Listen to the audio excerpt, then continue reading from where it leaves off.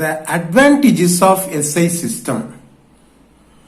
There were so many systems in the world, namely MKS system, CGS system, FPS system, and so on. But in order to have a uniform system all over the world, scientists have formulated a system called SI system. The abbreviation of SI is System International D, a French word. இப்போ இந்த SI system தான் இப்போ உலக அளவில் வந்து என்ன செய்யறாங்க, பயன்படுத்திட்டு வர்றாங்க யூனிஃபார்மா. இதோடைய அட்வான்டேஜஸ் என்ன? First point, it is a rational system of units. Rational system அப்படின்னா என்ன? ஒரு பிசிக்கல் குவான்டிட்டிக்கு ஒரே ஒரு யூனிட் தான் இருக்கும். எஸ்ஐ சிஸ்டத்தில் ஒரு பிசிக்கல் குவான்டிட்டிக்கு ஒரே ஒரு யூனிட் தான் இருக்கும். அதனால இது ரேஷனல் சிஸ்டம்ன்றாங்க. அடுத்தது, it is a coherent system of units. What is the meaning of it? அதாவது பிசிக்கல் குவான்டிட்டிஸை, மற்ற பிசிக்கல் குவான்டிட்டிஸை இந்த ஃபண்டமெண்டல் பிசிக்கல் குவான்டிட்டிஸை வச்சு நம்ம என்ன செய்ய முடியும், எக்ஸ்பிரஸ் பண்ண முடியும். அதனால இதை வந்து கொஹெரண்ட் சிஸ்டம் ஆஃப் யூனிட்ஸ்ன்றோம். அடுத்து, it is a metric system of units. For example, what is the SI unit of length? Meter. What are its subunits? For a long distance, kilometer. For very small length, millimeter. So kilometer நம்ம எப்படி சொல்லலாம்? 10 to the power of 3 meter அப்படின்னு சொல்லலாம். அதே இது millimeter எப்படி சொல்லலாம்? 10 to the power of -3 meter அப்படின்னு சொல்லலாம். 1 kilometer is equal to 10 power 3 meter. 1 millimeter is equal to 10 power -3 meter.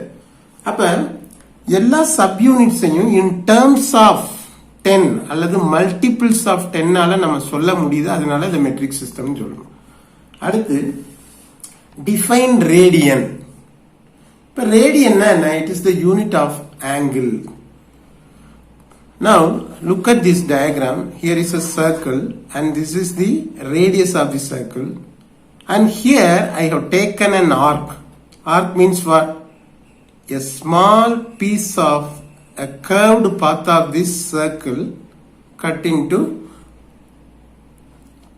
அத ஒரு சின்ன ஒரு பீஸை நம்ம கன்சிடர் பண்ணோம்னா இந்த சர்க்கிள்ல அதுதான் என்னது, அந்த கர்வ்டு லைன் தான் என்னது, ஆர்க். இப்போ இந்த ஆர்க் எப்படி இருக்குன்னா இந்த ரேடியஸ்க்கு ஈக்குவலா இருக்கு. இந்த லென்த் ஆஃப் த ரேடியஸ் இருக்குல்ல, அந்த லென்த்துக்கு ஈக்குவலா ஒரு லென்த் உள்ள ஒரு ஆர்க்கை நான் கன்சிடர் பண்ணிக்கிறேன். இந்த ஆர்க் வந்து இந்த சர்க்கிளினுடைய சென்டர்ல ஒரு ஆங்கிள உருவாக்குதா?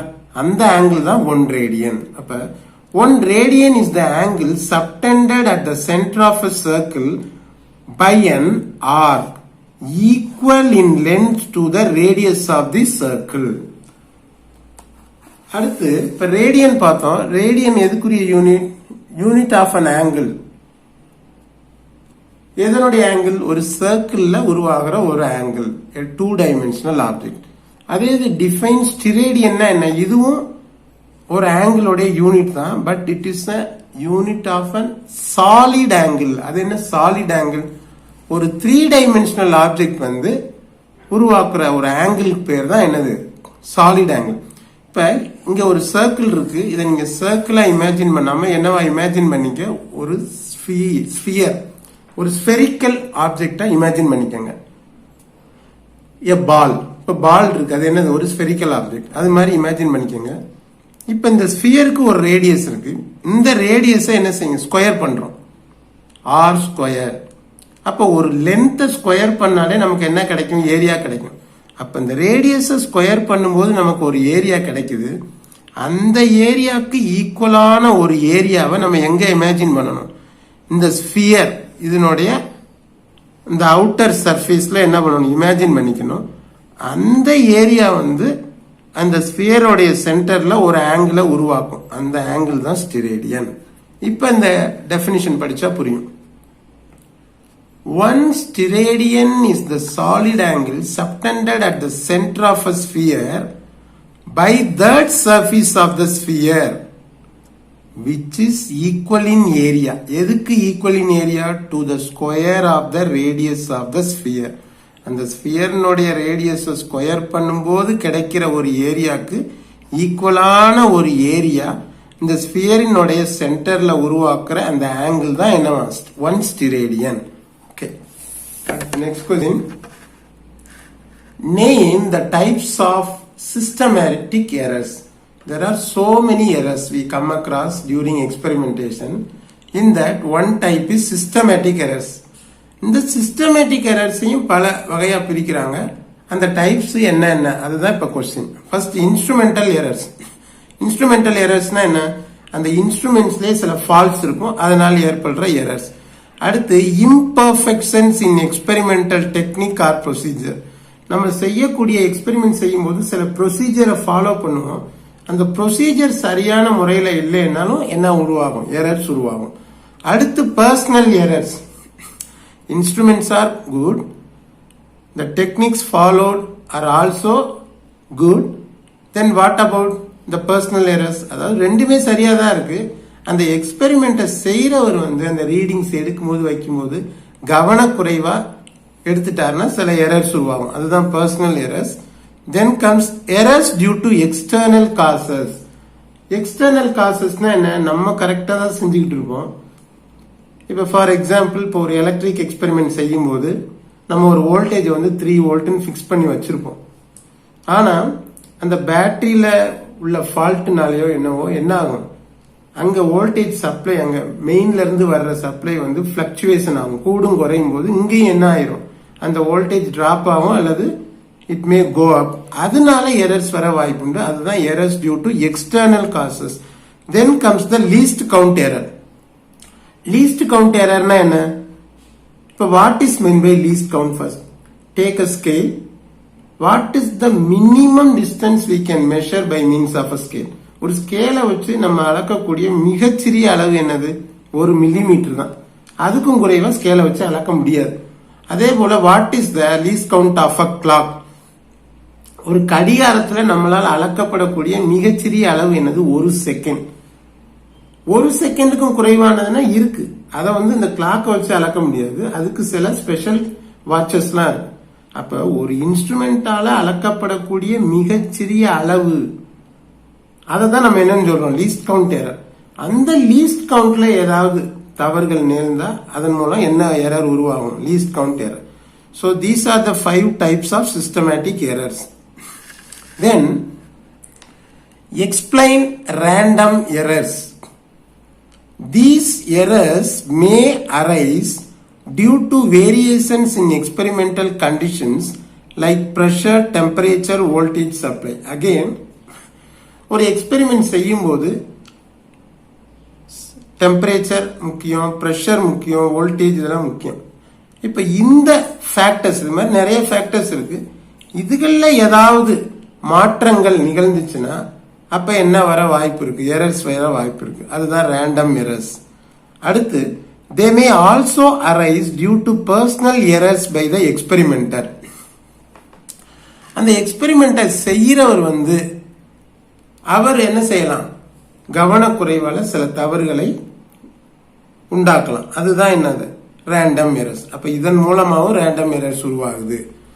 Then comes the absolute error. 8th question. Define absolute error. What is meant by absolute error?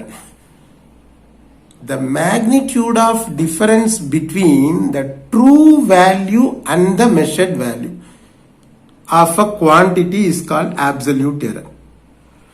ஒரு குவான்டிட்டி இருக்கு, அதோடைய ட்ரூ வேல்யூன்னு ஒன்னு இருக்கு, மெஷர்ட் வேல்யூன்னு ஒன்னு இருக்கு. ஃபர்ஸ்ட் இதை பத்தி நம்ம தெளிவா தெரிஞ்சுக்கிட்டாதான் இது புரியும். இப்ப உதாரணத்துக்கு I am going to ask a few students in my class to measure the diameter of a metallic bulb. இந்த சிம்பிள் பெண்டலத்துல யூஸ் பண்ணுவோம்ல, மெட்டாலிக் பாப், உலோக கோலம், ஒரு உலோகத்தாலான என்னது? ஒரு கோலம், அதான் பாப். அதோடைய டயாமீட்டரை நான் அந்த வெர்னியர் காலிப்பரை வச்சு அளக்க சொல்றேன். அப்ப 5 பேர் அளந்துட்டு வராங்க. 5 பேருடைய ரீடிங்ஸும் ஸ்லைட்டா டிஃபரெண்டா இருக்கு. அப்ப நான் அதை எதை எடுத்துக்கிறது? அந்த நேரத்தில் என்ன பண்ணணும்? அந்த 5 பேருடைய ரீடிங்ஸையும் கூட்டி அந்த 5ஆல டிவைட் பண்ணோம்னா எனக்கு என்ன கிடைக்கும்? ஆவரேஜ், மீன், சராசரி கிடைக்கும். அதுதான் உண்மையான ரீடிங். அந்த மெட்டாலிக் பாபோடைய என்னது? True value. இந்த 5 பேரும் தனித்தனியா மெஷர் பண்ணாங்கல்ல, அதுதான் என்னது? Measured value. இப்ப ஃபர்ஸ்ட் ஸ்டூடெண்டோடைய அப்சல்யூட் எரர் எனக்கு வேணும்னு சொன்னா நான் என்ன பண்ணணும்னா, அந்த ட்ரூ வேல்யூல இருந்து, அதாவது அந்த ஆவரேஜ் வேல்யூல இருந்து அவன் அளந்துட்டு வந்து அவனுடைய வேல்யூ, அதான் மெஷர்ட் வேல்யூவை நான் சப்ட்ராக்ட் பண்ணிட்டேன்னா எனக்கு அவனுடைய அப்சல்யூட் எரர் கிடைச்சிரும். இது மாதிரி அந்த 5 ஸ்டூடெண்ட்ஸுக்குமே அந்த ட்ரூ வேல்யூல இருந்து அவங்க மெஷர் பண்ணிட்டு வந்த மெஷர்ட் வேல்யூவை நான் சப்ட்ராக்ட் பண்ணி பார்த்தேன்னா ஒவ்வொருத்தருடைய அப்சல்யூட் எரர் எனக்கு கிடைச்சிரும்.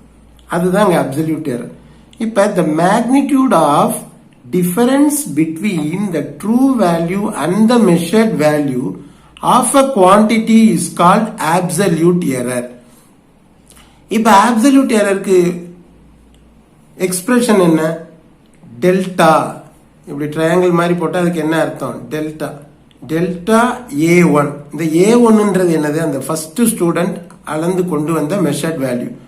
அப்ப டெல்டா A1னா அதான் என்னது? அவனுடைய அப்சல்யூட் வேற. அதுக்கு நம்ம என்ன எடுக்கணும்? மாடுலஸ் போட்டணும். Is equal to true value. ஏனா என்ன? வேல்யூ. எம்னா என்ன? மீன், அதான் அந்த சராசரி.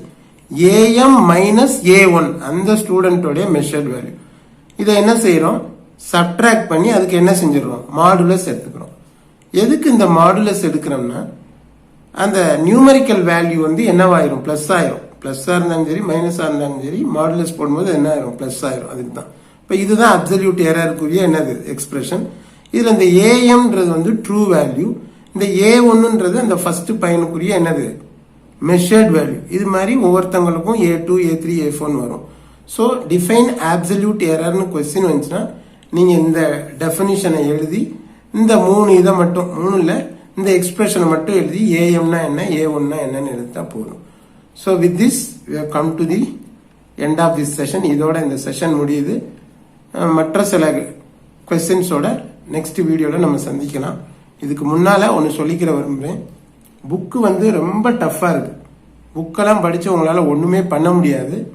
மற்ற நோட்ஸ்களை நீங்க படிச்சாலும் ஒன்றும் புரியாது. ஏன்னா நோட்ஸ் மட்டும் இருக்கும், அங்க எக்ஸ்பிளனேஷன் இருக்காது. அதனால ஆரம்பத்துல இருந்தே நான் கொடுக்குற நோட்ஸை ஃபாலோ பண்ணுங்க, உங்களுக்கு ஈஸியா இருக்கும். இதை வந்து வேற ஸ்கூல்ல படிக்கிற பசங்களா இருந்தாலும் பரவாயில்ல, அவங்களுக்கு தேவைப்பட்டா நீங்க அவங்களுக்கு ஷேர் பண்ணிக்கலாம். ஃபர்ஸ்ட் வந்து நீங்க என்ன பண்ணுங்கன்னா, இந்த சேனலை வந்து நீங்க சப்ஸ்கிரைப் பண்ணுங்க. இதுல வந்து மற்ற வேறு சில வீடியோஸும் வரும், வேற சப்ஜெக்ட்ஸ் ரிலேட்டட் வீடியோஸ்லாம். அதை பத்தி உங்களுக்கு பிரச்சனை இல்லை. உங்களுக்குரிய வீடியோஸை மட்டும் நீங்க பார்த்து படிச்சு ஹோம்ஒர்க் எழுதி அனுப்புங்க. So first you subscribe this channel and share it with your friends. அப்புறம் அந்த பெல் பட்டனை நீங்க கிளிக் பண்ணி வச்சுக்கோங்க. அப்பதான் அப்பப்ப புது வீடியோஸ் போடும்போது உங்களுக்கு நோட்டிபிகேஷன் வரும். இதை வந்து நான் குரூப்லயும் போட்டு விட்டுருவேன், இருந்தாலும் நீங்க சப்ஸ்கிரைப் பண்ணிக்கோங்க. Like, share and comment and subscribe our channel and click the bell button for more videos. Thank you.